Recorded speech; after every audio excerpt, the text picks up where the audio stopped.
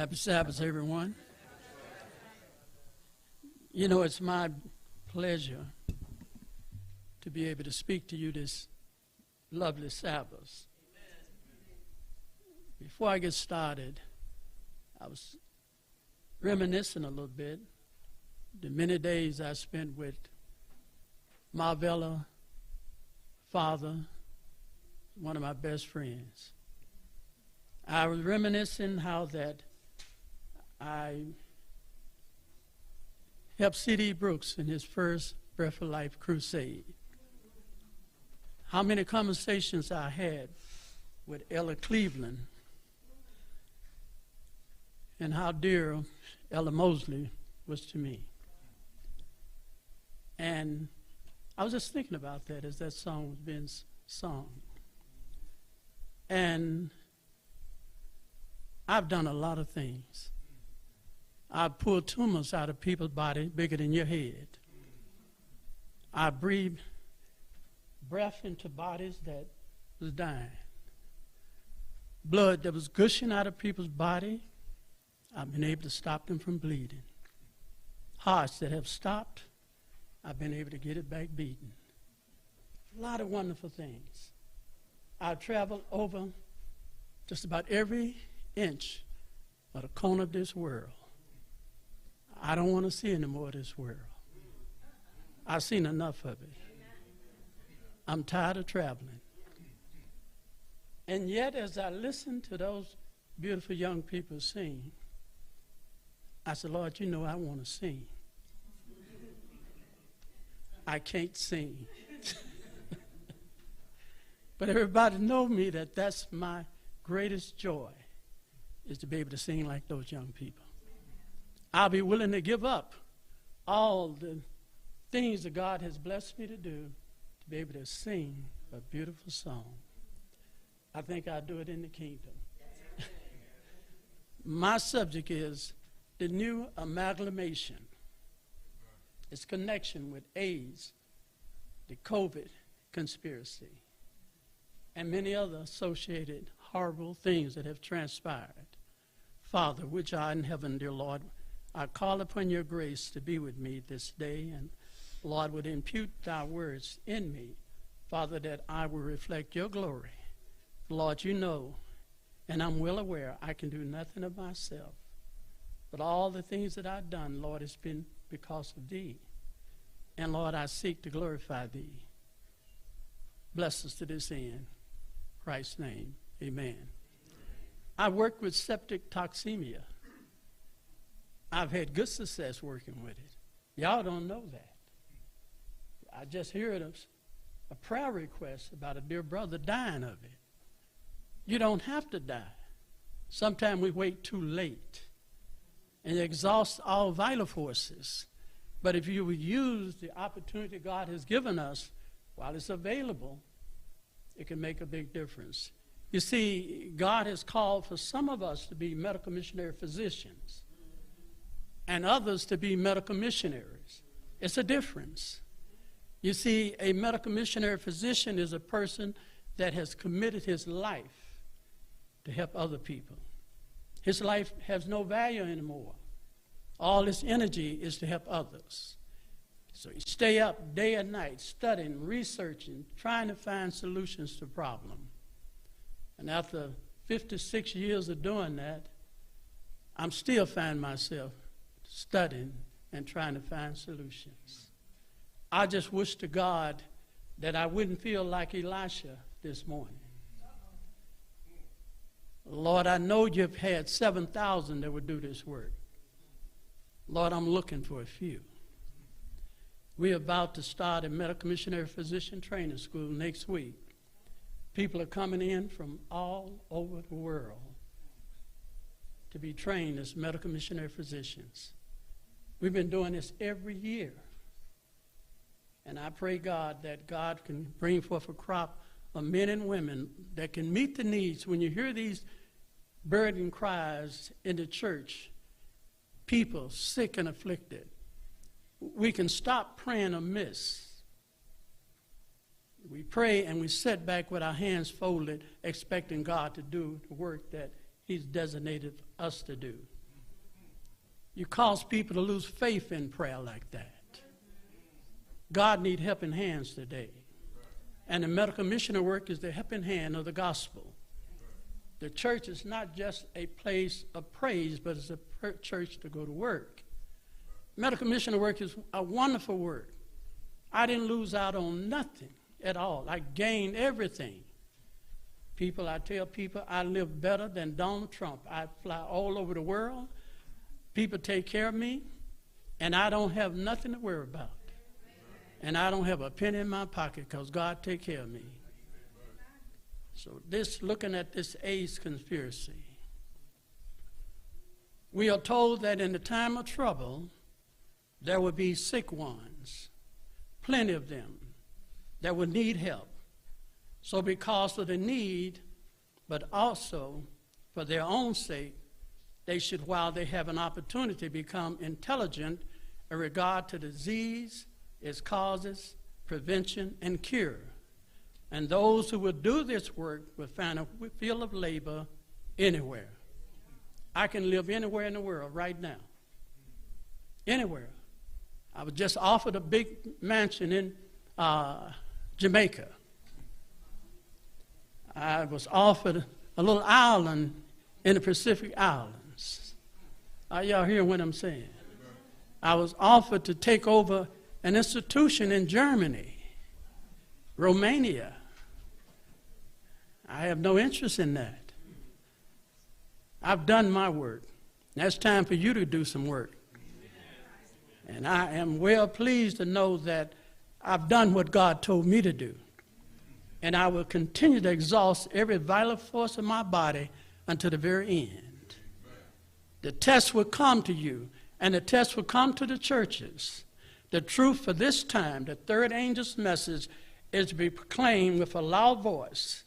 As we approach the great final test, the test will come to the churches in connection with true medical missionary work. I paused there. You see, there's a false medical missionary work, and there's a true medical missionary work. The test will come in connection with the true medical missionary work. Not only are we to get over the association of the church and the state, the image to the beast, but there's also a getting over that connection of the false medical system that has replaced God's beautiful healing system. Amen. The test must come, my dear brothers and sisters, to the churches in connection with the true medical missionary work, a work that has the great physician to dictate and preside in all it comprehends. In the 13th chapter of the book of Revelation is described another beast, and he had two horns like a lamb. That is that lamb-like beast in North America. And he spake as a dragon. That means he talked like the papacy.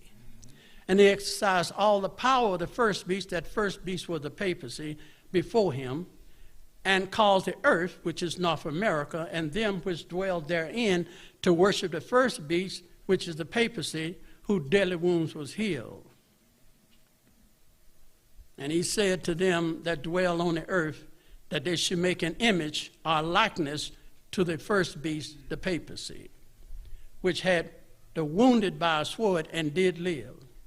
And he had power to give life unto the image to the beast, that the image of the beast should both speak and cause that as many as would not worship the image of the beast should be killed.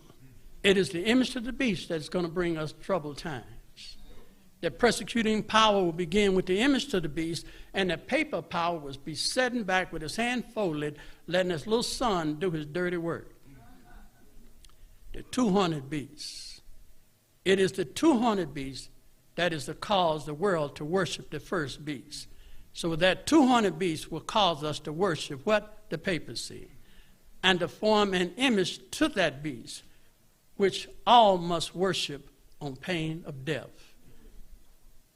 We have shown that it is the 200 beasts which is the cause the fearful scene respecting which the third angel uttered his voice of solemn warning. It is therefore evident that if we would understand this warning, we must carefully examine the prophecy respecting the 200 beasts. We need to be studying the 200 beasts more than anything else. Because in studying that 200 beast, you'll know everything about the papacy. What power then is symbolized by this beast with two horns like a lamb? The lamb-like character is to be first exhibit. That's what you see. This is to deceive the nations, a religious nation. Then the dragon's character, the real character of the beast, is to be appeared. For as the dragon gave power to the first beast, which prepared the papacy for its 1,260 years of persecution, so the 200 beasts give power to the image, to the first beast, to act a part like that beast and warn against the saints of God. Satan has come down in these last days to work all his deceivableness of unrighteousness in them that perish. His satanic majesty works miracles in the sight of false prophet, in the sight of men claiming that he is indeed Christ himself. So Satan will impersonate Christ. And he's going to do more than just a physical impersonation. He's going to have a convincing charisma about himself that will convince you that he is Christ. Satan gives his power to those who are aiding him and his deception. He's going to give his power to the nations. Therefore, those who claim to have the great power of God can only be discerned by the great detector, the law of Jehovah. So if you don't know the law of Jehovah, you will not be able to discern this deceiver. The crowning acts in the great drama of deception. Sheep clothing seems so real, so genuine, that the wolves cannot discern. Only as we go to God's great moral standards, there find that they are the transgressors of the law of Jehovah. Healing is by one or two powers. If we could understand that fundamental principles, we'll be much better off. Any healing system that God cannot put his signature on is the devil's system. Now, I don't care how desperate you get. I don't care how desperate you get. Any system that God cannot put his name on is the devil's system. Not only God, but also Satan can heal miraculously. Fearful sights of supernatural character will soon be revealed in the heavens, and a token of the power of the miracle-working demons. As the crowning act in the great drama of deception, Satan will manifest himself among men as a majestic being of dazzling brightness, resembling the description of the Son of God given by John in Revelation. He, speaking of Satan, he healed the disease of the people. So healing is not a criteria that God has blessed it. And then in his assuming character of Christ, he claimed to have changed the Sabbath to Sunday. Great controversy, page 624. So how would he get God's people to keep Sunday? How would he get you to give up the Sabbath?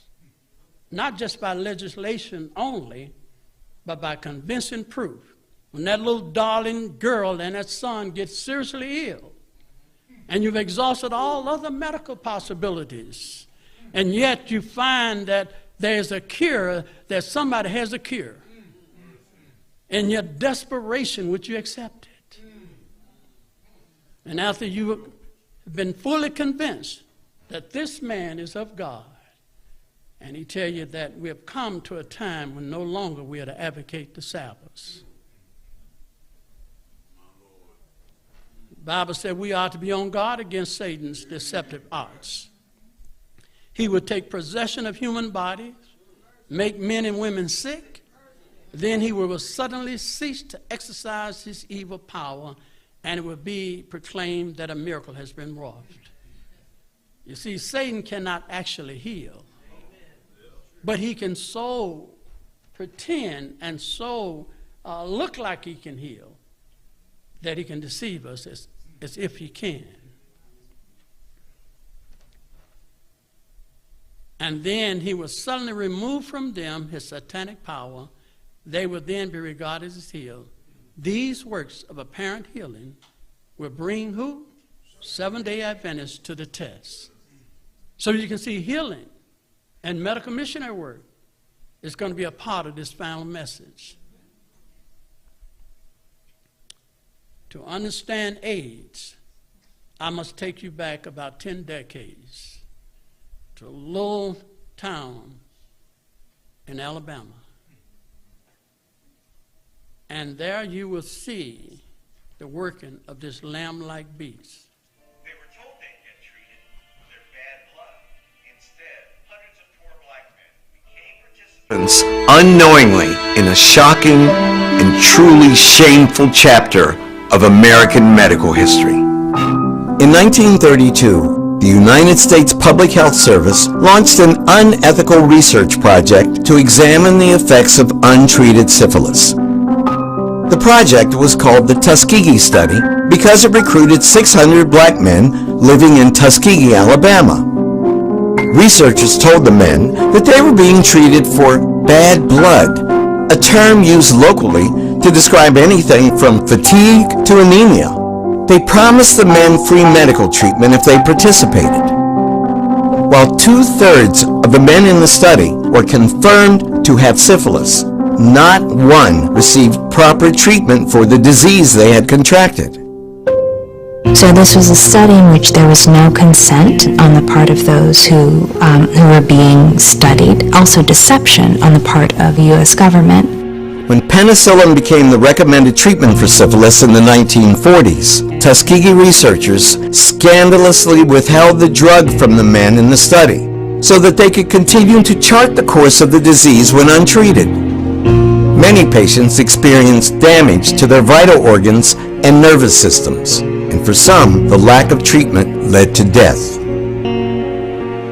The great shame of the study is that the men thought that they were being treated. Treatment was withheld from them even after it was very clear what kind of medical treatment would cure them of syphilis.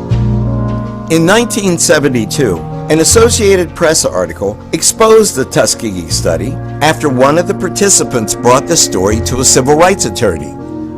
Only then, after 40 years, was the study brought to an end. The case was settled out of court for $10 million. They were told. Now I'm exposing the lamb-like beast. TenorCare, Alabama free care, health care, Medicare, all of those, a system to help the poor that can't afford regular health care. This was the birth of it back then. That was the birth of Medicare. It's a catch. Anytime the government subsidizes something, there's a catch to it. Subsidize means to control. what the United States government did was shameful, and I am sorry. We have no idea how many wives, girlfriends, children inherited the disease and also died or were forever crippled by its effects. For 40 years, the U.S. government-operated public health service conducted what was known as the Tuskegee Syphilis Study, one of the darkest chapters in American history. Now, over 40 years after the study ended, we still don't know and might never know the full extent of its effects. And the study might have continued if not for a 1972 article from Associated Press. And they were sorry for that. And you can excuse a person maybe the first time they do something bad. Then maybe you can force yourself to forgive them a second time. But now a third, a fourth, and fifth time, you got to question, is this part of the character of that lamb-like beast? Untreated syphilis. Now when they purposely let those men go home, live with their wives, produce children, they simply metastasize syphilis to every generation of their offsprings. Now, syphilis, it mutates. And when it mutates, it changes its nature from syphilis and take on a different characteristic. I'm going to share with you some of the characteristics of syphilis that are with us this very day. Syphilis may lead to severe negative consequences, such as stillbirth. I wonder why that black people, women, when they have children, they have more children stillbirth than any other race. Is it a connection? Is it a connection with the syphilis infection?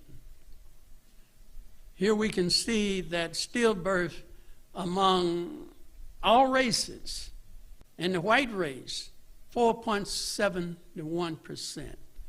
In the black race, 10.41%. And so on.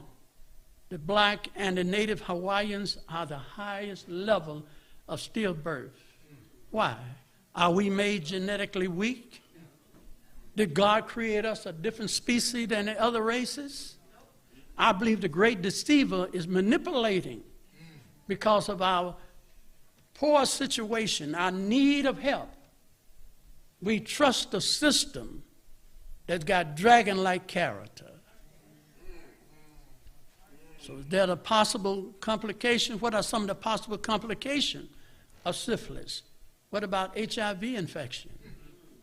Syphilis increased the risk of acquiring HIV infection. Ain't that something?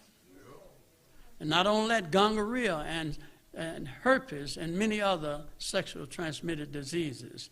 The World Health Association said without treatment, syphilis may lead to severe complications decades after the infection. It's been decades, 10 decades after syphilis was put on these black men in Alabama. What effect will it have on them and their offspring? A multi-organ failure, including brain problems, nervous system problem, eye problem, COVID, liver, heart disease, hypertension, and so on. I'm definitely going to focus on glaucoma. Why do black people have a higher level of glaucoma than any other race of people? Syphilis can damage your eyes. It can affect your eyes, and syphilis can lead to vision loss and blindness. Is it possible that we have traces in our body that has been spread through many generations? The reason why we have such a high level of glaucoma among us. And they said that they could easily reverse syphilis by giving them antibiotics. But they refused to give it to them because they wanted to see what effect it would have on the human body to the very end. So black people have the highest rate of glaucoma, especially African Americans over 40 years of age, directly associated with diabetes and high blood pressure. Let me give you a little, because a lot of people question when I give this, they say, well, where's the data? I'm going to give you some data here so that you know I'm just not making up stuff here. This came from the court procedures. Yale Law School, New Haven, Connecticut. To the Assistant Secretary for Health and Scientific Affairs from J. Cates, MD, I should like to add the following findings and observation to majority opinion. There's ample evidence in the record available to us that the consent to participation was not obtained from the syphilis study subjects. So they didn't go and ask these people to sign a consent form, but that they instead was exploited, manipulated, and deceived. That's that image beast. They was treated not as human subjects, but as object of research. They had no compassion on these people. There was no sympathy for their suffering at all.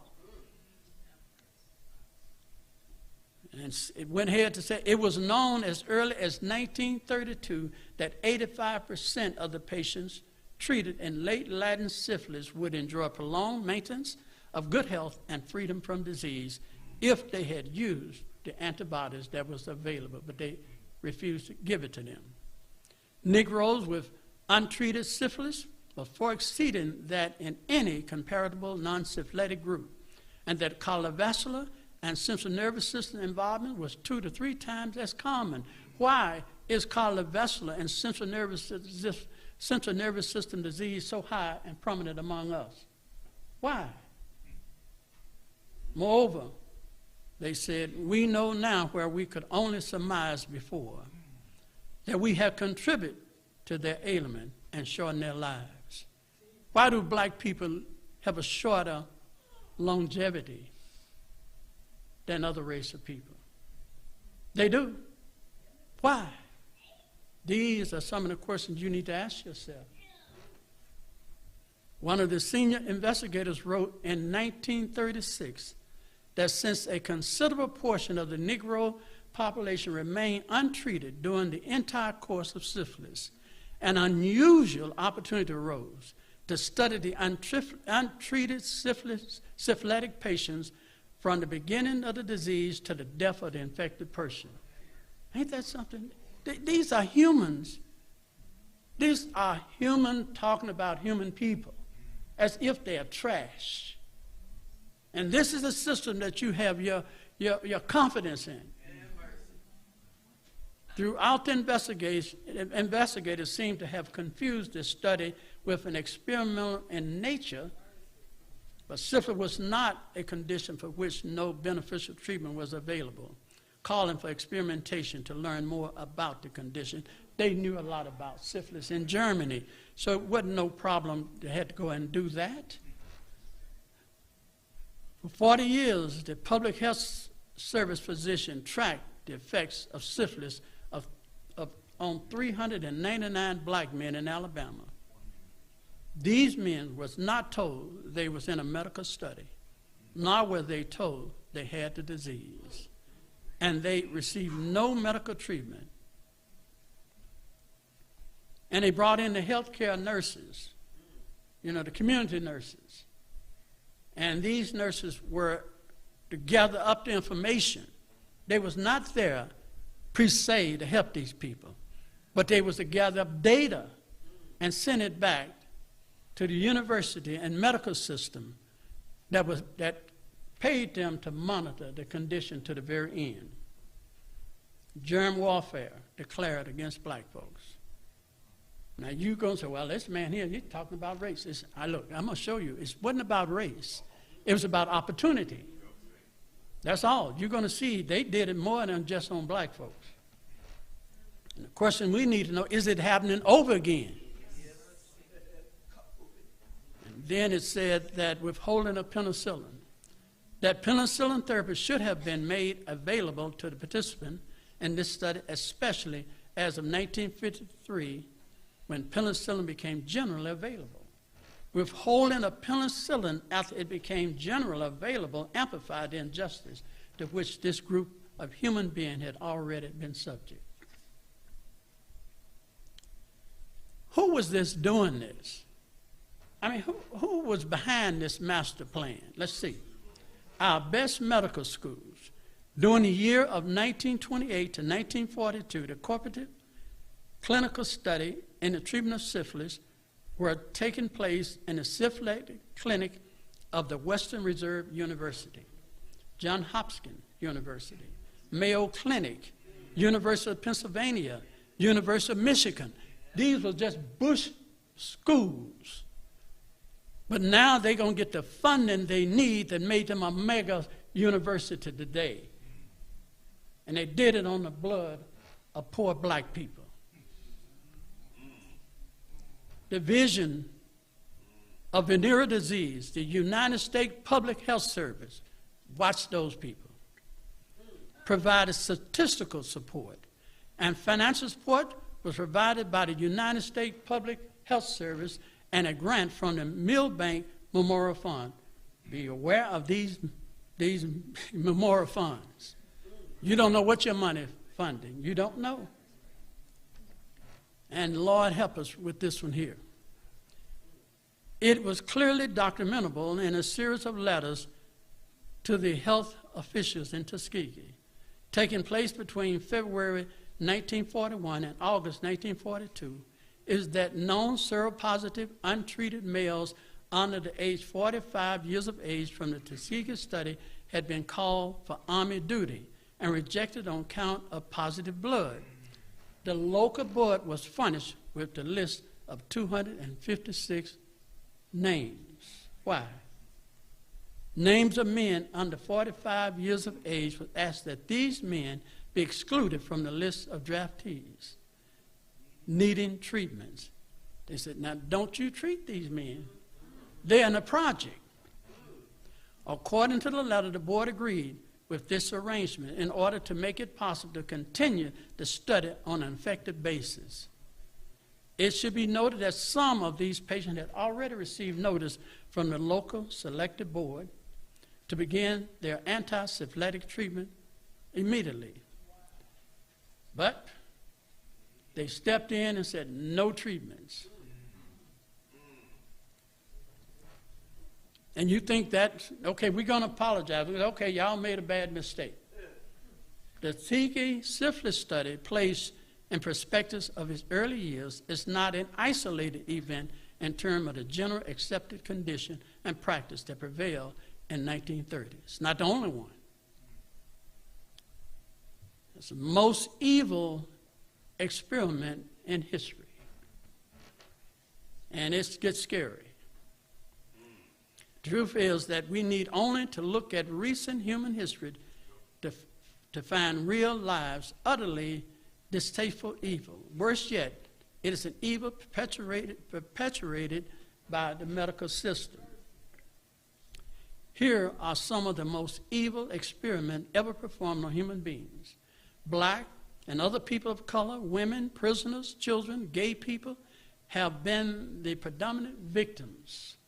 So these people were expendable, okay? Nobody gonna complain about them. Aversion project, it's a nice word. What is that talking about? They did not like gay people at the apartheid era in South Africa, especially in the armed forces. How they got rid of them is shocking. Now, I want you to watch this because, see, what they're doing now laid the blueprint of some of the things we're doing today. Using army psychiatrists and military chaplains who were presumably the apartheid regime flushed out homosexuals in the armed forces but did not evict them from military. So they didn't kick them out of the military, but they flushed them out. They wanted to know who they were. The homosexuals, undesirables, were sent to the military hospital called the Ward 22. There, between 1971 and 1989, many victims were submitted to chemical castration and electroshock treatment meant to cure them of their homosexual condition.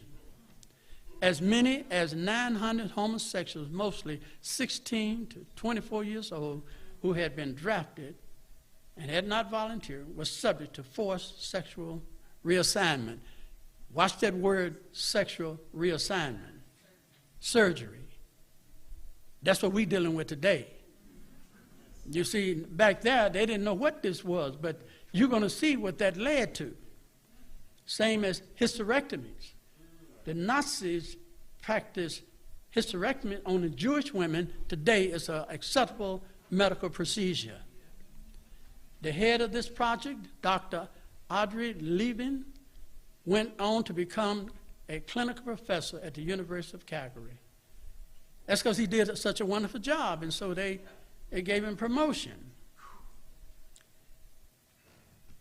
So what is the full meaning of transgender? That's where it began. You see, apartheid laid the foundation of transgender, a term that describes a person whose gender identity is different from the sex they was assigned at birth. For example, a transgender person who was assigned a female at birth may identify as a male, or a combination of male and female, or neither. Gender affirmative vaginoplastic involved creating the female organs, and I'm trying to say this for the sake of young folks, all right? To create the female organs of a woman into a male, and to take a male organ and surgically make that into a female organ. And then they give them hormones to change their whole thought pattern. Men were surgically turned into women against their own will. And I'm afraid we are dealing with that today. Also, Guatemalan had another horrible experience. They tested syphilis on them also. And the same people that headed the study of Tuskegee is the same people that headed the study with the Guatemalans. Same one. And so now we're going to apologize again.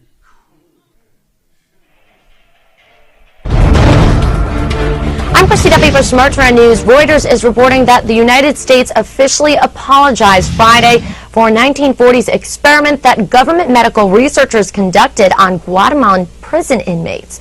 In this study, researchers knowingly infected prisoners with syphilis and tested the effectiveness of penicillin on the sexually transmitted disease. Secretary of State Hillary Clinton and Health and Human Services Secretary Kathleen Sebelius, along with other government officials, issued an apology statement. The statement reads, quote, "The sexually transmitted disease inoculation study conducted from 1946 to 1948 in Guatemala was clearly unethical. Although these events occurred more than 64 years ago, we are outraged that such reprehensible research could have occurred under the guise of public health. We deeply regret that it happened, and we apologize to all the individuals who were affected by such abhorrent research practices." So there we go with another apology. Prisoners, like people of color, have often been unwilling subjects of evil experiments. From 1965 to 1966, Dr.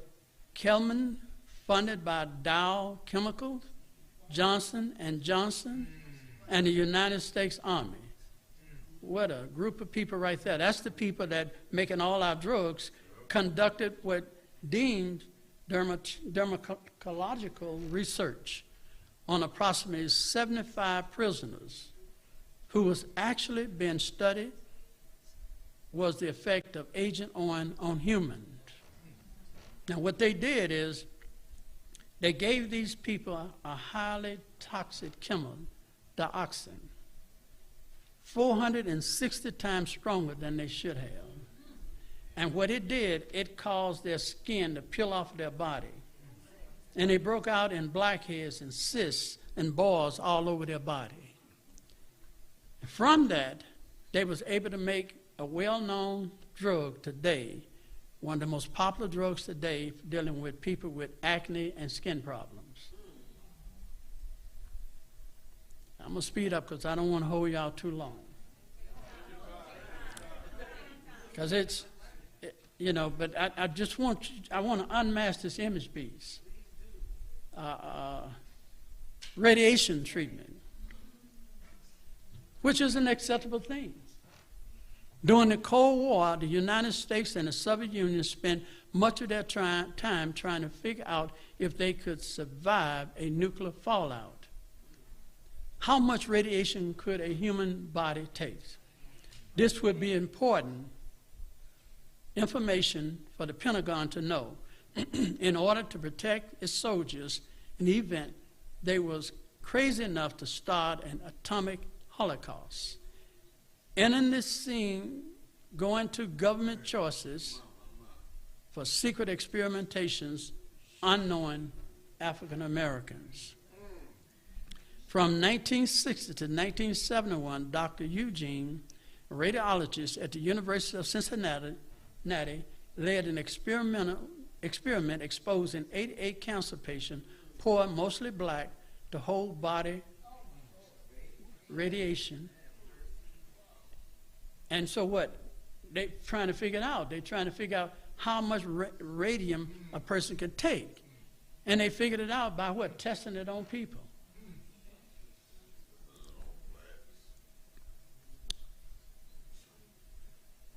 And this is one of the most horrible things. The doctor of gynecology. Charles Darwin suggested that blacks and chimps were intermediate species between Caucasian and gorillas. That was supposed to be this smart man figured that out. And a lot of people gravitated to that, especially this man right here. His pioneer work, this is Dr. Sims, his pioneer work and technique came at the expense of women such as Lucy and Bessie, each whom he operated on several times between 1845 and 1849.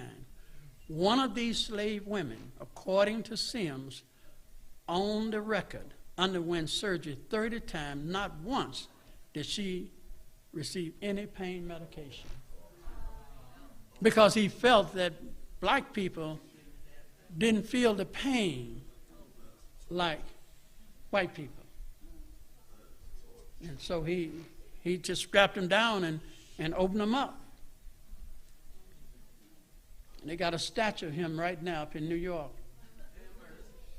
honoring what he, the doctor, the founder of gynecology. There's another doctor, Arthur Wentworth, performed a spinal tap on 29 young children without the knowledge or consent from their parents. And what about this one? Vitamin B3, niacin. After 1 million of individuals died from niacin deficiency over a span of 2 decades, the United States Public Health Service finally acted to stem or stop the disease. The director of the agency admitted it had known for at least 20 years that this vitamin deficiency is caused by a niacin deficiency, but failed to act since most of the deaths occur within the poverty-stricken black population. Didn't value their life. And you think you heard it all. Listen to this. And now we're talking about white folks, poor white folks. They didn't value them either. Didn't care. It wasn't about color. It was about an opportunity. From 1963 to 1966, you people from New York, you'll know this place. The Willowbrook study involved a group of children diagnosed with mental retardation who lived at the Willowbrook State Hospital in Staten Island, New York. These innocent children were deliberately infested with hepatitis virus.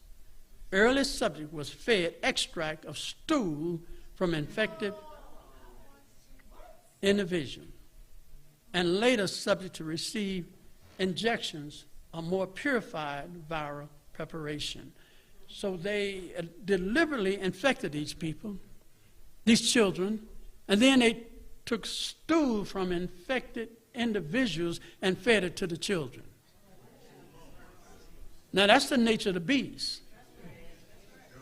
See, no human would operate like that. Dr. Coleman conducted hepatitis study at Willowbrook for more than 15 years. These studies was funded by the Armed Force Board and approved by this board as well as the executive faculty of the New York University School of Medicine. So he wasn't just a lone soldier. This brother had the medical system behind him, and they approved of these type of treatments. You ever go to Central Park in New York, you see a statue. The CIA began its study of LSD as a potential weapon for use by American intelligence. Human subject, both civilians and military, was used with and without their knowledge. So they infiltrated, brought in LSD, tested on the people to see how they would respond. Now I'm going to come home to you now. 1956, the United States military released mosquitoes infected with yellow fever over Savannah, Georgia, and Avon Park. How many know about Avon Park? That is an Adventist community. Predominantly Adventist people live in Avon Park, Florida. The Army agent proposing as a public health officer's tested victim to see what effect it had. So they was Army people. They pretended to be nurses and physicians, and they was there just to monitor and see what effect it would have on them. And I could say more about polio vaccine, how horrible that was. They began testing it on animals. They would take the kidneys of monkeys and then make a serum out of it, and they decided now it was time to test it on humans, and they developed what they call a polio vaccine. In 1934, 2 different polio vaccines were described by their developer as safe and effective, and was tested in children, some causing severe illness and death. Nearly every one of us in this room have had a polio vaccine. Now I'm going to tell you something that's going to trouble you a little bit. You got pod monkey in you. You got pod monkey in you. Now, that ain't me trying to make fun of you, because I got it in me too. Okay, what I'm saying. Mercy be to God, we didn't know. And God can cover us with that. But they took monkey kidneys and made a vaccine out of it and retroacted for humans to stop the polio. When the human immunodeficiency virus, HIV, was discovered in 1980, people immediately wondered where it had come from and how it had found its way into humans. One conjecture that it rose in 1990 put the blame on HIV as a public health measure from the polio vaccine. So they knew that monkeys had a type of HIV virus very similar to the human HIV virus. And so when they amalgamated human blood with this kidney vaccine, they made it retroactive to humans. And that, they say, created the HIV. They was trying to find a cure for HIV, but they end up creating making a major mess, because in order to make it spread, they had to get a coronavirus, SARS-CoV-2. SARS is a coronavirus. So what they had to do is to take the coronavirus, mix it with the monkey serum and the HIV virus, and they made a cocktail out of that, and now they're giving it to you. All right? And it made it retroactive. Because, see, they saw that the monkeys did not come down with HIV. Even, let me just let you listen to the doctor tell you. I don't even have to say it. Let's listen to this physician right here.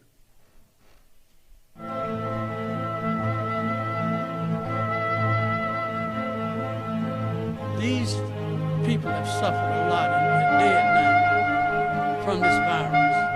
No one knows how AIDS first appeared. Okay. Like all diseases, unless we understand its origins, we have little hope of finding a cure or a vaccine. But these people have been infected by this virus.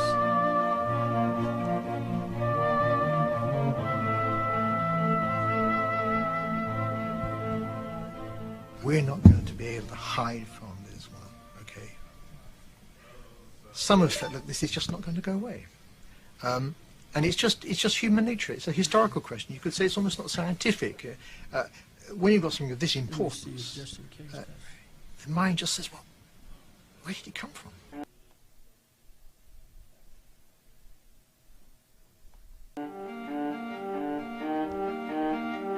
The origins of AIDS remains a mystery about which the scientific community has long kept silent.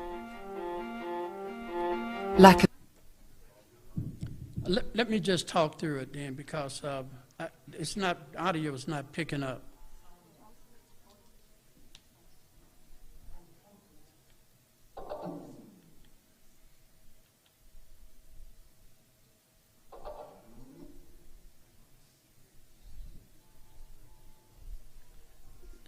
I'll just talk through it because the audio is not picking up. That's okay. That's okay. I worked in, me and my son's mother, we worked with people in Kinshasa. And the man that was over the blood bank in Kinshasa. And he's the first one that made us knowledgeable what was going on. This was a laboratory in Kinshasa where they were putting together the vaccine to try to figure out how to cure polio. And they went and they got these doctors from all over the world, and they was a think tank. Their job was to figure out how to take kidney serum and mix it with the polio vaccine and the HIV virus, mix up this cocktail to try to cure polio. And so that's what they was doing here, and it backfired because a lot of people became infected and ended up dying. These are the monkeys that they was experimenting, taking the kidneys out.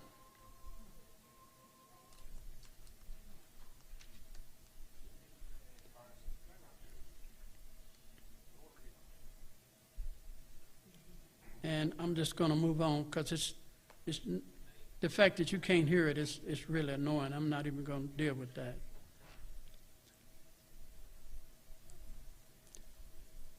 So HIV compromised the immune system of people, especially those who receive antiretroviral therapy or antiretroviral therapy or the AIDS drug. And so once your immune system is weak and you receive a vaccine that is similar to the virus you have, it could actually make it more prone that you could recharge it again. And that's really what took place. Now, listen to this statement right here. One of the main obstacles to curing HIV infection is that the virus can remain hidden and inactive inside the cells of the human system for months or even years. While HIV in the latent state, the immune system cannot recognize the virus. So in other words, when you get infected, that virus can lay dormant in your cells, and no medicine gonna find it because it's hiding. The the AIDS drug will have no effect on it. And so what they had to do is they had to force this virus out of hiding so that they can attack it. And that's exactly what they did when they made the vaccine. The vaccine was to force it out from hiding in the cells so that then now the antidote could attack it. And this is why people that have a compromising immune systems are more at risk if they take these vaccines. Now, I'm going to conclude here. I've been talking now almost an hour, so I'm going to conclude here. And on the, what can we do? Because a lot of this it's depressing. But if there's any hope, I've worked with AIDS patients. The first AIDS person I worked with was Mr. Universe. He won the Mr. Universe award. And he was a hemophiliac. And God blessed me to totally reverse it. And that's been 40 years ago. And since then, I worked with a lot more AIDS patients. So I'm going to show you some things as I summarize this up, how you can reverse HIV and AIDS. It's not a death sentence. The big problem is sugar. And y'all been hearing a lot about sugar. If the concentration of glucose in the blood go beyond a certain concentration, the white blood cells can cause 50 times vitamin C concentration can start to drop because of the large amount of glucose it pulls in as a substitute for vitamin C. So if you're consuming a lot of glucose, your cell's going to pull it in so to replace vitamin C. It won't need vitamin C because it's using that glucose sugar for energy. In fact, at a blood sugar level of 120, the white blood cells' ability to absorb and destroy the virus and bacteria is reduced by 75%. Blood sugar level 240, and some of you right in here now, blood sugar is over 120. Some of you may be over 240 in here right now. Blood sugar level 240, your white blood cells' ability to absorb and destroy the virus and bacteria reduced to 250%. So you have no protection against it. According to the Health Service of Columbia University, when you eat 100 grams of sugar, about as much sugar as you find in a liter bottle of soda, your white blood cells are compromised by 40% less effective. It cripples your immune system. But if you eat more fruits and vegetables, this really can boost your immune system and make it more effective against these viruses. So we need to reduce our stress level because that too weakens our immune system and our T cells. Some of the herbs that we need to take if we got a weak immune system is echinacea, elderberry, poke root. Poke root grow all around here, but I advise you don't experiment with it unless you know how to use it. Astragalus can help reduce the duration of severity of the illness. You need to work out, stay active. That helps boost your immune system. You need to make sure you get adequate amount of sleep and rest. Some of the most wonderful herbs are mushrooms. I don't recommend eating mushroom because it's a fungus, but as a medicine, it can be used to boost your immune system. Such mushrooms such as maitake, shiitake, turkey tail have a very powerful protein in them that can stimulate an immune reaction. Make sure you get plenty of vitamin D. Expose your body to the sun. That too can help you a lot. Keep your body clean and hydrated. And this is the AIDS program. Make sure you take megadose of vitamin C. Vitamin C is very effective in killing free radicals. That protein, that AIDS protein, is considered a free radical. A Nobel Peace Prize winner was awarded for providing that cancer cells is anaerobic, meaning they do not burn oxygen, but rather they ferment glucose from sugar. So you're building your energy from sugar, and that's dangerous. That's going to compromise the function of your kidneys. Aloe vera is something that you always need to make a habit of eating. I know you people from the Caribbean, y'all get a little aloe vera plant, cut it open, and just suck the, I can't do that yet, but a little too bitter for me, but hey, it works, all right? Now, this is how it works. This is the retrovirus right here, AZT. That is the most effective drug for AIDS, and it's really non-effective. But now I'm going to show you how you can make this retrovirus help this person right here that's going to get infected with AIDS. He's infected with AIDS. You got to block that. So you take a small amount, 10% of the retrovirus, which are very expensive, the AZT, very expensive, and then you take aloe vera. Aloe vera will actually block the pathway of the AIDS virus from infecting the person. Block it. garlic. Now, the way you take garlic, I'm not talking about, stir fried. Take 10 bulbs of garlic, blend it up in tomato juice, freeze it, then let it thaw out and take you a spoonful of it 2 times daily. That potency of garlic would burn your hole in your tongue. But because you freeze it in tomato juice, it won't do that. It's going to increase the potency and effectiveness of garlic. It is stronger than any penicillin you would ever take. Now listen what the University of Minnesota said. The University of Minnesota said that the drug contained a viral fighting protein from the new leaves of the pokeweed, the American herb that is otherwise poison to humans. When used alone, the protein inhibits the production of the AIDS virus in those cells in the immune system. When coupled with the monoclonal antibodies, inhibit the AIDS virus production. Inhibit the AIDS virus production was increased as much as 1,000-fold. So really what they're saying that pokeweed is 1,000 times stronger than the most popular drug, AZT, which is super expensive. And the people in Africa and other countries where AIDS is really running rapid, they can't afford AZT. So did God look out for them? He did. I'm going to show you that in the closing here. This is our AIDS formula right here. We make up this formula and we give that to our AIDS patients.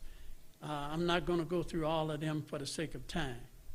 But that is an AIDS herbal chemo. This is one, Celendon, is an herb that grows in Africa. God take care of us. Y'all know that? Now, they may not have poke root, but this herb here grows there. And it is just as potent as pokeweed. And so when I'm working with people over there, I tell them, hey, use this herb. And it's not alone. There's another one I'm going to show you. That's the way it looks right there. The white potato, the African white potato is another one. Very potent. It grows in Africa, in the Caribbean islands also. Very potent. And you can buy it as a supplement also. Now, the Chinese cucumber, if you're in Asia, then it is quite effective in stopping the AIDS virus. God taking care of people all over the world. Bitter melon, you people in the Caribbean islands, one of the most effective treatments for AIDS, to stop the AIDS virus is bitter melon. I don't like bitter melon. But if I had AIDS, I would definitely drink it and eat it. I know Yvette and them probably eat it. I know she's from the Caribbean, and my wife says she loves it. I said, don't fix it when you're around me, because I don't have AIDS. That's a medicine. You know? But anyway, she says she can cook without the bitterness. I don't believe that. But it is really good for AIDS, okay? Very good. Now, I'm closing now. I got 2 slides to go, and I'm finished, y'all. Boy, I really want y'all to hear this, but I don't think it's going to... How would you decide who should see it in the future? You may not have that choice.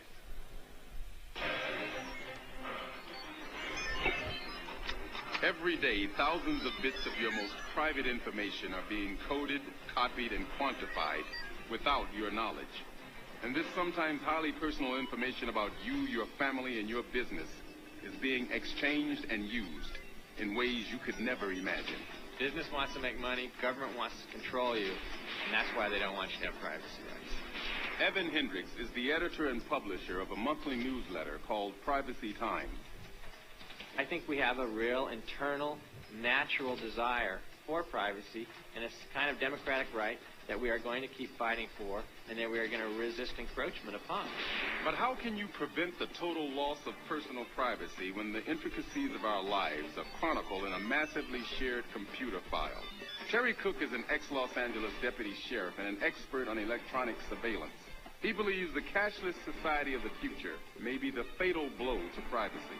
Once we have gone into a cashless society, whereby no one can buy or sell with currency or coin, then we're all in bondage to the computer system.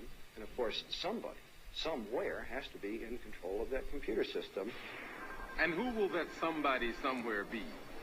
Likely candidates are the huge database companies like TRW or Equifax, which by law have no obligation to inform you about the personal information they gather about you. In fact, confidential details about your life pass from computer to computer as frequently as 5 times a day. One of the things that shocks Americans most is they find out that they are in databases that they never heard of.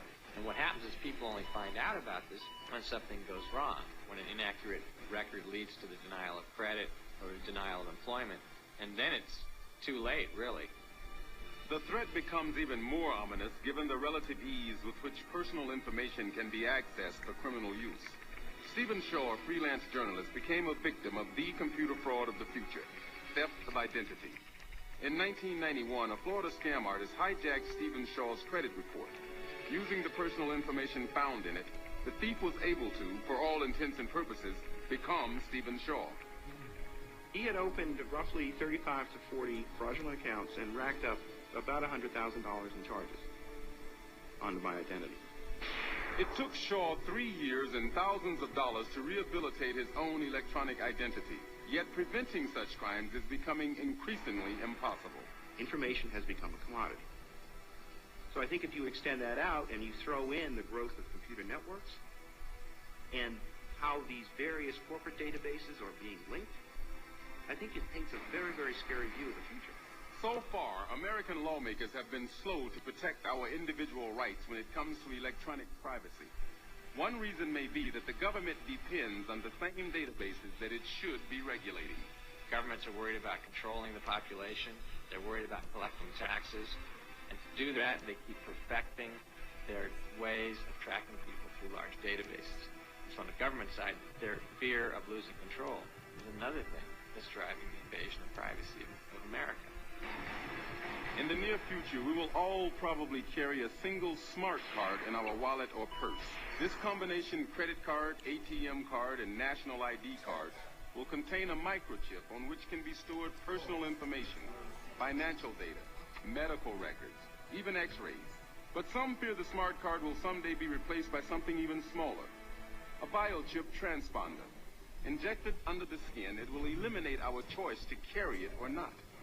They're already being used to electronically and permanently tag pets. The animal implantation program was nothing more than a means by which corporate officials and government officials could get the bugs out, as it were, and improve the product, find out what they did wrong, and get it ready for human use. In a world where government has the capability of monitoring our every move, constitutional rights of privacy and freedom may be a thing of the past. Every time we have to move, every time we have to make a purchase, every time we go anywhere or do anything, we'll be trackable. So it would be very simple to terminate a person's virtual existence via a few computer keys, as well as his ability to have a job, to function in society in any respect at all, to use the freeways with his motor vehicle, or to buy and sell food. Is there any hope for privacy in a world where Big Brother is holding all the cards? Don't vote, don't drive, always pay cash. Never buy anything with a check or a credit card. Never open a bank account. Never see a doctor, don't work, and don't die.